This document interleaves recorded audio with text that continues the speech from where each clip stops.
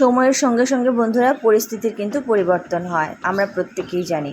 অর্পণবাপী নতুন business open করার পর থেকে একটু ব্যস্ততার মধ্যেই থাকে।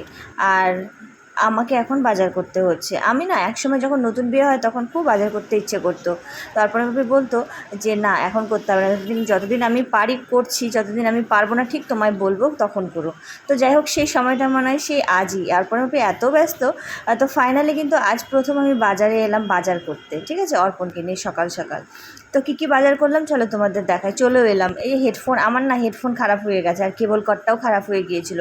ডিম নিয়ে এলাম এক পাতা, আর দেশি মুরগি এনেছি বন্ধুরা বাজার থেকে, আর সবজি বাজার টাজার মোটামুটি টুকটাক করেছি। তো যাই হোক, এই দেখো দেশি মুরগিটা এরকম করে রান্না করলাম। এটা হলো দুপুরের জন্য, রাতেরটাও তুলে রাখলাম। একটা ডিমও দিয়েছি, ডিমটা আমি খাবো, আমার ভীষণ ভালো লাগে মুরগির ঝোলে ওই ডিম দিলে।